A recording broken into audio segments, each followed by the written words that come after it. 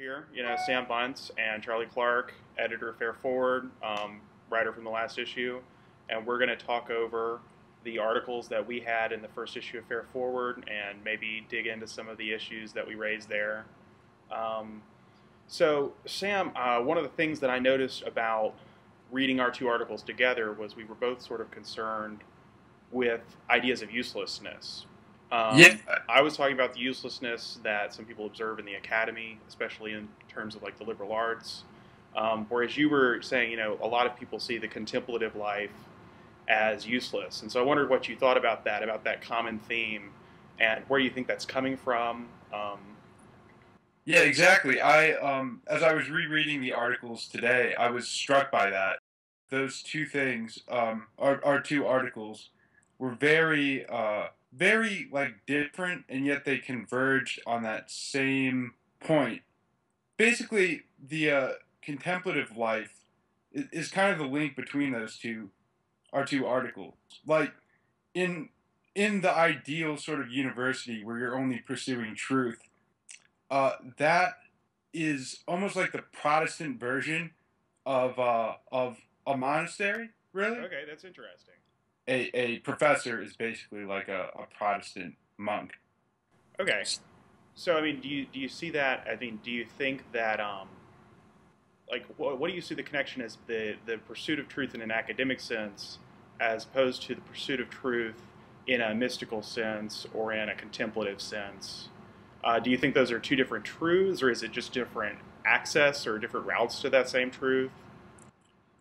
Different expressions, I guess, of the same truth, but with the academy, you're clearly getting at that truth through a less exalted means. You're using, purely using reason alone. Like I've been reading. I actually recently read this article about Moby Dick. It's not really an article. It's more of a study of Moby Dick by this guy, Charles Olson. He was a poet back in the 40s and 50s, and he discusses how in Moby Dick. I promise this is actually totally related. Yeah, yeah. There are two different ways of getting at truth, at the reality that exists behind, the world of appearances, that Melville kind of highlights. And the first way is right reason. Like there's this character called, he's only mentioned once in the book, but I forget his name.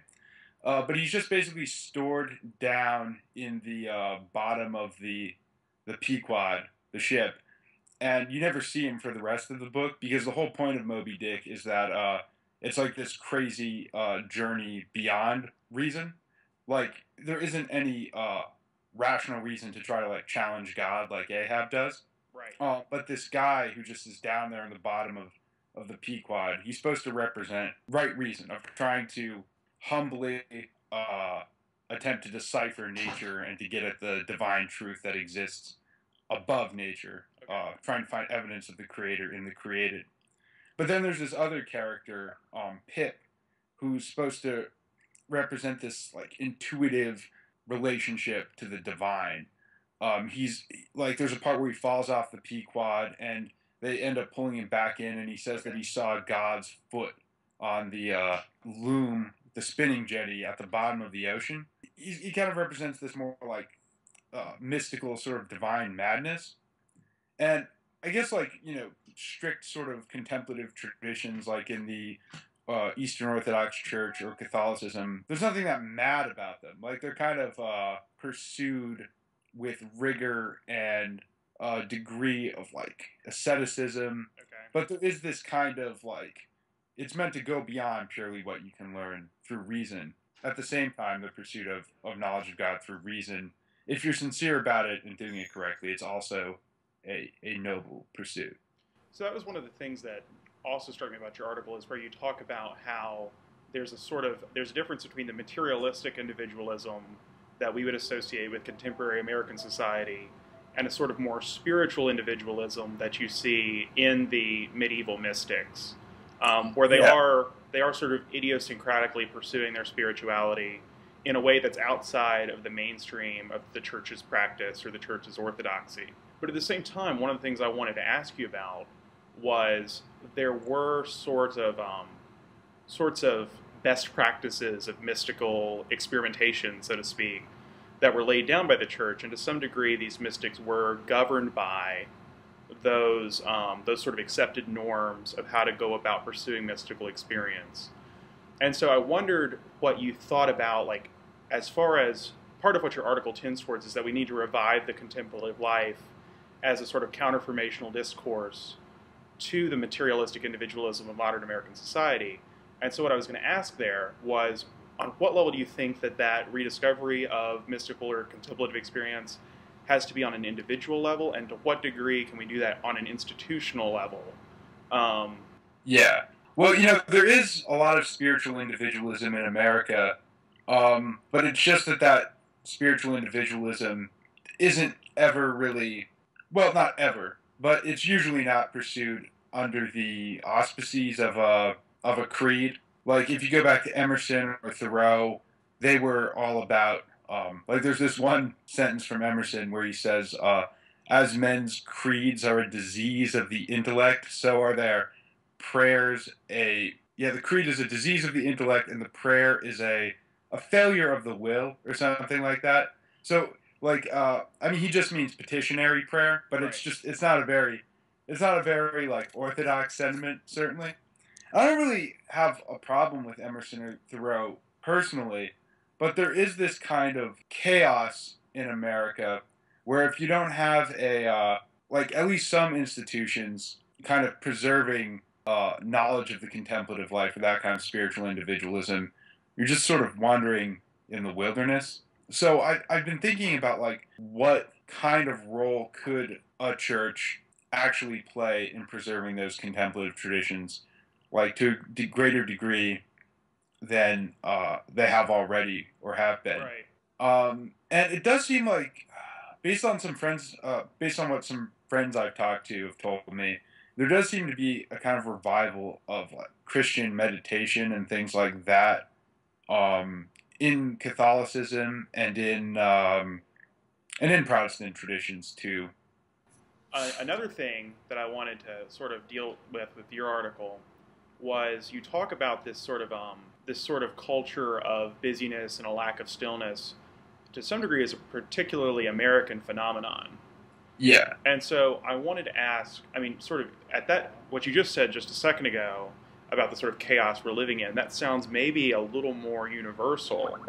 And so I wonder whether you do think about that as more universal, or if you still see America as being particularly or more chaotic in that way than the rest of the world. And I guess at that point, we could sort of segue into talking about, like, why you think that a lack of stillness is a particularly American phenomenon causally, or sort of what the prognosis is there too. That would be interesting to me. Yeah, I tend to think that Americans are usually more in motion than Europeans are, but I don't really know whether I'm justified in saying that or not. But it would seem to be the case that because of the way, just the way social class is set up in America, there's more mobility, and you feel less like kind of stuck in whatever class you're in, which wouldn't really be the case even in Great Britain today. So there'd sort of be more of a desire to get to the top in America. But I'm not sure it's more chaotic in the in the sense of like just having a lot of different religious options and spirituality floating around. Sure. Sure.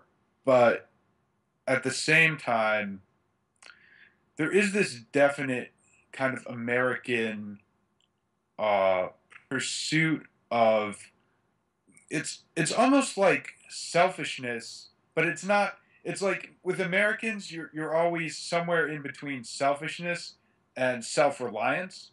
Okay.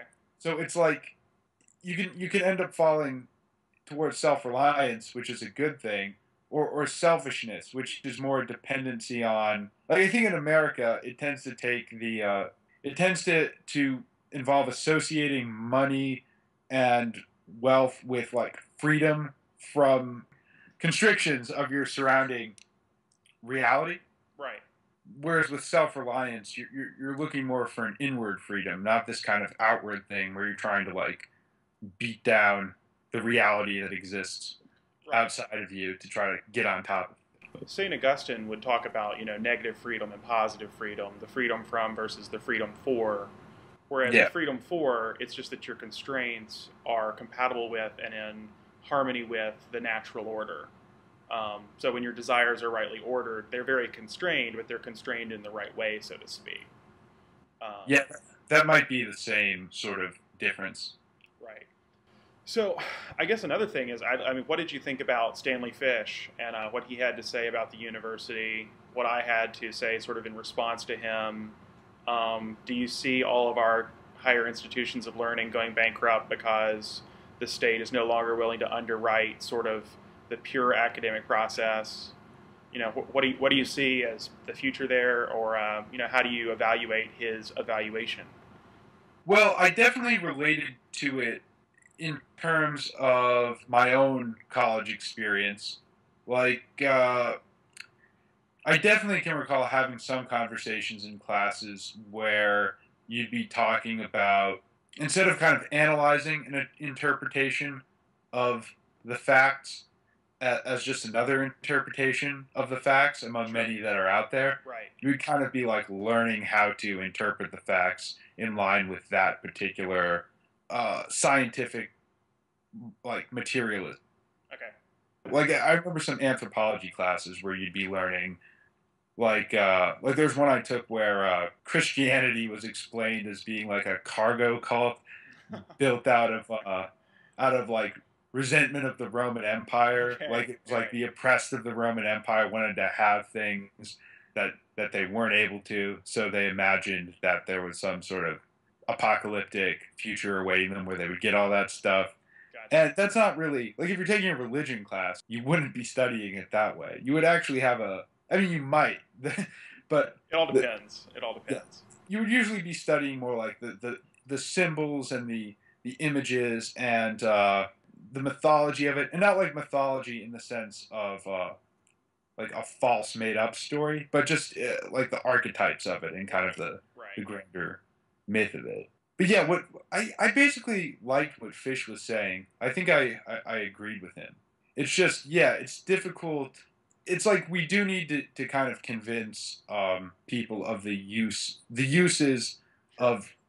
of uselessness basically. Like what was this one guy I quoted in my article, he said that like the contemplative life, it seems to be useless, but it's actually the measuring stick by which all other endeavors are measured. Like Right. it's kind of the pure pursuit of truth, and unless you kind of have that pure pursuit of truth that spurns any kind of worldly practical Sure. action, all those worldly practical things aren't going to make sense because they're not grounded in this basic understanding of what the fundamental facts are. With that part of your article, I actually thought a lot about what C.S. Lewis wrote about in First Things and Second Things, that essay he published in God in the Dock. And I mean, with my article too, which is what he talked about was you have to have sort of your highest level commitments as your primary commitments. And if you always strive for just sort of secondary values, second order values, you'll end up missing both the first order values and the second order values. Whereas if you strive for the first order values, like that pure pursuit of truth, you also have a lot of usefulness, a lot of second order things that come along with it. Yeah, Um, but then in your article, there was actually another idea where you talked about how the contemplative life, even if it seems useless to man, is useful to God and therefore useful to man. And I yeah, think exactly. that's a very different sort of. I mean, I don't know if we could necessarily say that about the academy or the Yeah, university, but I thought that was a very different sort of take on it, as far as like appealing to some sort of meta value, which is what I try to do in my article. But I mean, that's a different one that I don't think is available in the context of the academy necessarily. like with the academy, like if you were treating it very seriously, you could end up producing something that be like the Summa Theologica or Augustine's City of God or something Sure. like that, like a a track that isn't derived from some sort of intuitive mystical revelation, but it still has this, it's still marking out a path that almost everyone, who has like an average amount of brains can understand. Sure, sure. So it is sort of establishing some sort of central truth. It's not. It's establishing it not at the experiential level, but more at the level of ideas. Whereas the mystical, like the contemplative life, would be establishing that same center, that still center, on the level of actual experience, of actually perceiving and seeing the reality. Right. In your article towards the end, you talked about how, like, one way of balancing out the obvious objection to Fish's attempt to create a purely truth-seeking university would be to some extent, to restore a Christian idea of truth as an attribute of God and the pursuit Right. of truth Right. as being an inherently worthwhile thing, regardless of whether you use it or not, or use it for like a worldly purpose or not. Right. And what do you think some ways would be of actually putting that, of actually making that happen? Like what kind of forms could that actually take, or Right. As far as putting that what into would happen? practice. Um, I mean, I think at some level, it's going to be a sort of restoration of. I mean, and this is sounding strange since we're talking about what's important right now is the usefulness of education. It's all about the payoff that we get in practical terms. But I suppose actually what I'm talking about is restoring a more robust understanding of education's teleology, where there are metaphysical and theological teleologies as well as just practical teleologies. So instead of saying, sort of like, why do we study engineering? Oh, it's to build bridges. Like, we have to go a step further about, like, why do we want to build bridges? And, I mean, why do we want a just society? And, you go from there and you start thinking about those more higher order philosophical questions that relate to the disciplines. And so it's a sort of subtext. I'm not saying that we should Christianize every discipline and Yeah. so inflect it with theology throughout, but it's more just like having a foundation, a sort of a motive underneath what we're doing in the university that provides it with Yeah. that teleological orientation, and I think that provides it with some internal justification. It's not a question of producing like better Democrats or better Republicans. It's kind of a question of producing like both of those. Yeah, yeah. I think that's a good point. I mean, I think that there is a point in which, I mean, I've written a good bit. I mean, I wrote about a good bit about that while we were at Dartmouth. Was about and you did too, like working for the Dartmouth and so forth and so on. About Yeah. education as being in some way directed towards virtue, or in some way, improving us as people as opposed to just improving us as producers and consumers. So yeah, I think that that's as true as well. Yeah. It seems to me that the academy should just kind of have enough faith in its students to assume that they'll be able to figure out how to use the things they've learned to better the world, like relying on their own conscience instead of having a conscience provided for them. I don't think it's necessarily that bad where they're necessarily saying like these are the things you need to have a social Right, conscience right, about. right. But it could get kind of close to that sometimes. Well, I think that's definitely one of those things that Fish would say is practicing without a license. He'd Yeah, say that that's not that defining morality isn't the role of the university. But I think that what yeah, we were saying just a second ago is more like knowledge should be viewed as having moral content and being in yeah, some way morally supportive, even if it doesn't define necessarily what your morality is. And I think that that would also go a long way to sort of establishing a usefulness of what would otherwise appear to be useless knowledge.